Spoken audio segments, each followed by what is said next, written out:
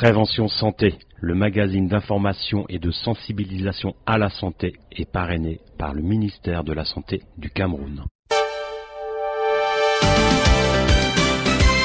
Bonjour à toutes et à tous, bienvenue à l'écoute de Prévention Santé, un programme d'information produit par RNCO et la participation scientifique de SOS Médecins Cameroun. Prévention Santé consacre ce numéro à la poliomyélite, également appelée paralysie spinale infantile ou simplement polio. Alors il s'agit d'une maladie infectieuse, aiguë et contagieuse causée par le poliovirus sauvage. Ce virus est capable d'envahir en quelques heures le système nerveux et provoquer des paralysies irréversibles. Cette maladie peut être prévenue par la vaccination. Alors, avant la vaccination, la polio touchait chaque année près de 600 000 personnes à travers le monde. Un important travail a été fait par les gouvernements africains et du monde entier. Tous ont encouragé le soutien politique, financier et public de l'éradication de la polio. Et en 2001, les dirigeants africains ont fait une déclaration à l'occasion de la rencontre d'Abuja et promis de consacrer 15% du budget de l'État à la santé publique d'ici 2015. Alors, où en sommes-nous maintenant ? Quel a été le travail réalisé plus spécifiquement au Cameroun? C'est ce dont va nous parler l'éminent professeur Tétanié Ekoé, pédiatre et l'un des artisans majeurs d'une nouvelle que je lui laisse le soin d'annoncer ici. Bien sûr, le président de SOS Médecins, le Dr Mbolo, est également présent et il nous parlera lui aussi de ce virus et de ses conséquences mesurées depuis des années sur le terrain. Professeur Tétanié Ekoé, bonjour. Bonjour Monsieur Duval. Merci déjà de consacrer un petit peu de votre temps pour nous parler de la poliomyélite. Nous n'allons pas attendre plus longtemps, je crois que vous avez une plutôt bonne nouvelle à nous annoncer. Ah oui, la bonne nouvelle, Monsieur Duval, c'est que il restait dans le continent africain 4 pays qui n'avaient pas encore été admis dans le club des pays ayant éradiqué le virus polio sauvage.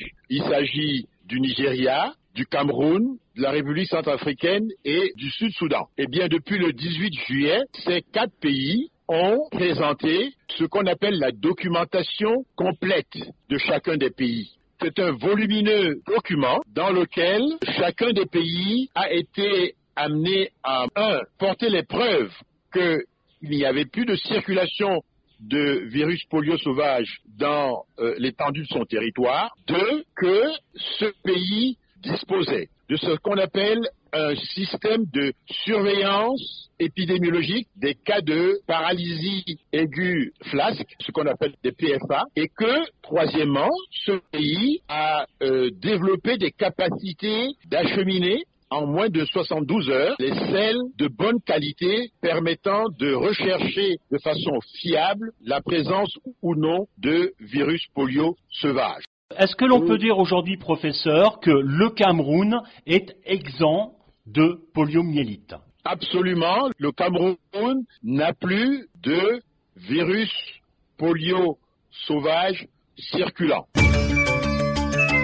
Il y a donc le poliovirus sauvage de type 1, de type 2 et de type 3.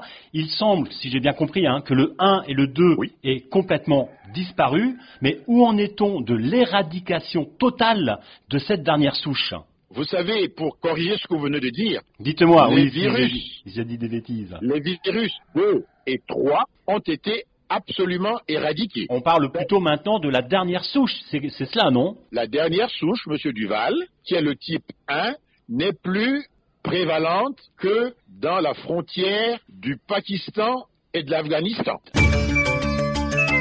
Une fois cela dit, j'ai envie de vous poser une question simple, professeur. Pourquoi en Afrique, les enfants ne bénéficient pas du vaccin anti-polio, et ce, depuis des décennies? C'est tout simplement parce que les pays, à cause des routes, à cause parfois de zones de conflit qui ne permettent pas aux services de santé d'accéder à tous les enfants. C'est simplement parce qu'il y a des zones qui sont difficiles d'accès sur le continent africain que tous les enfants ne sont pas vaccinés? C'est la raison principale? C'est la raison principale. Je crois que la chaîne de froid est très bonne et nous avons suffisamment de vaccinateurs et la mobilisation des parents est suffisamment importante pour qu'effectivement, lorsque le vaccin est disponible, qu'il puisse être administré aux enfants. Mais lorsqu'il y a des zones de conflit, ceci est extrêmement difficile.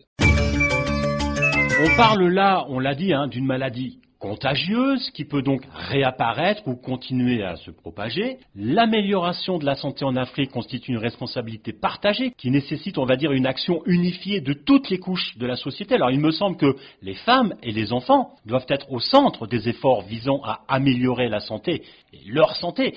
Cela passe donc par l'éducation et l'information. Alors, où en est-on de cette information et de cette éducation à la santé? Elle est en marche, Écoutez, Monsieur Duval, nous sommes passés d'un taux de mortalité infantile de 125 pour 1000 naissances à 50 pour 1000 aujourd'hui au Cameroun. Ça veut dire qu'en 10 ans, il y a eu un progrès quand même considérable. Donc, nous sommes dans une mouvance qui va certainement aller en augmentant et qui va permettre, d'ici quelques années, de baisser encore considérablement ce taux de mortalité et ce taux de mortalité maternelle et de mortalité infantile.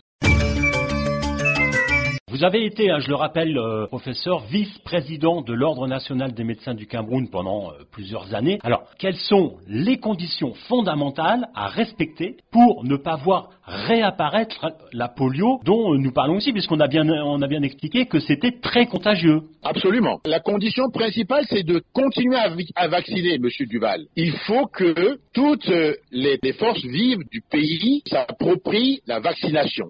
Depuis les communautés familiales de village jusqu'aux élites, toutes ces forces vives doivent s'allier aux services de santé pour que la demande à vaccination devienne une réalité et que les parents, les familles aillent conduire les enfants pour être vaccinés le plus possible afin d'augmenter la couverture vaccinale qui aujourd'hui est en moyenne de 80%, mais que nous espérons pouvoir augmenter à 90%. La Commission régionale africaine de certification a donc accordé à certains pays africains, dont le Cameroun, vous en avez parlé, la République centrafricaine, aussi le Nigeria, le Soudan du Sud, donc le statut de pays indemne de polio sauvage. Professeur Ekwe, on parle de vaccins, mais pourrait-on peut-être aussi parler de traitements qui restent, on va dire, à trouver? Où est-ce qu'on en est à ce sujet? Le traitement à trouver pour la polio, écoutez, vous êtes d'accord avec moi que lorsqu'on aura éradiqué la polio, nous n'aurons plus besoin de traitement. On est d'accord, mais on a encore quand même de nombreux cas aujourd'hui d'enfants, notamment atteints de polio. C'est peut-être pas pour demain que la polio sera éradiquée complètement. Les enfants qui sont atteints de polio actuellement ont besoin de physiothérapie. Ils ont besoin de prise en charge leur permettant de bénéficier d'une revalidation aussi rapide et aussi efficace que possible. Mais vous savez très bien que leurs atteintes sont devenues irréversibles et qu'en réalité, il s'agit pour la plupart de ces enfants-là de ne pas avoir des ankyloses, des handicaps absolument paralysants. Donc, par conséquent, les services sont surtout des services de physiothérapie, des services de prise en charge orthopédique qui sont, je crois, assez disponibles dans la plupart des pays et dans la plupart de nos régions.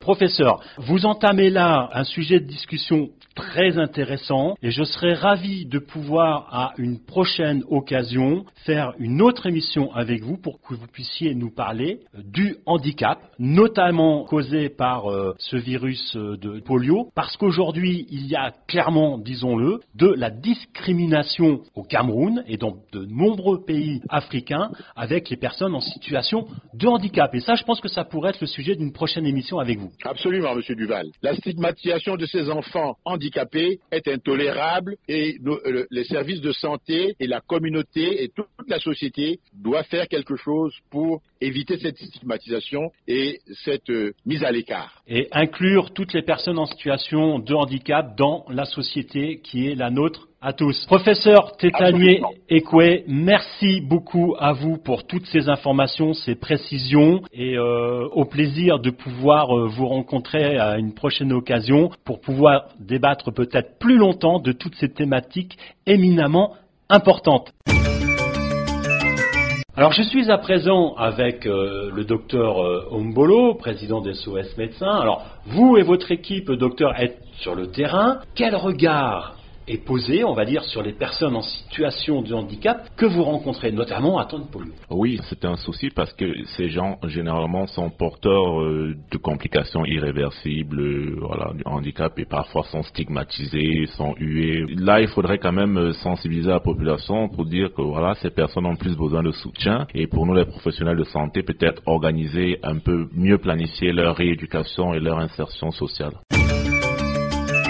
Président, quels seraient vos conseils pour améliorer la coordination et la planification des interventions sanitaires et donc améliorer de façon générale la condition des patients? Pour faire simple, premièrement, de mon point de vue, je pense qu'il y a un gros problème d'éducation et de sensibilisation de proximité. Il s'agit clairement de sensibiliser et d'éduquer ces populations en zone reculée, aller vers les ménages, leur dire ce que c'est la polio, leur donner des éléments de prévention et après faire une surveillance au long terme. Deuxièmement, il faut une décentralisation effective de l'intervention de santé qui permettra de mieux implémenter cette éducation et cette sensibilisation. Je pense que si on arrive à coordonner ces deux aspects, sans avoir été exhaustif sur la question, on aura résolu un certain un gros problème. Oui, déjà. un gros problème. Comme on le disait avec le professeur tout à l'heure, donc on est sur information et éducation, les deux mots fondamentaux pour pouvoir faire en sorte que la population soit informée et qu'on puisse avoir, on va dire déjà, un mieux vivre ensemble. Ça serait pas mal. Oui, et parfaitement, et surtout qu'il faudrait que le personnel soignant soit beaucoup plus proche de la population, notamment dans les communautés et à domicile. Très important. Docteur Ombolo, merci à vous. Professeur Tetani-Ekwe, je rappelle que vous êtes pédiatre. Merci d'avoir répondu à ces quelques questions. À bientôt, Monsieur Duval. Vous êtes le bienvenu. Merci beaucoup. Je remercie également tous les partenaires qui rendent possible ces programmes et ces diffusions. Merci à vous qui nous écoutez. Prenez soin de vous et des autres. Et n'oubliez pas que le Covid-19 est toujours très largement présent au Cameroun. Ne relâchons pas notre vigilance, gardez votre masque, lavez-vous les mains et respectez les distances. À bientôt pour un autre magazine de Prévention Santé. Merci à tous les partenaires qui permettent de faire vivre ce programme et plus particulièrement à l'équipe des SOS Médecins Cameroun et à son président, le docteur Ombolo. Merci également à Sino Media et à son équipe du JDC, le journal du Cameroun, où vous pouvez d'ailleurs retrouver le podcast de ce programme en ligne. Si vous avez des questions à poser concernant notre programme Prévention Santé, envoyez un mail à wilsonafrique@gmail.com et nous répondrons à vos questions dans cette émission.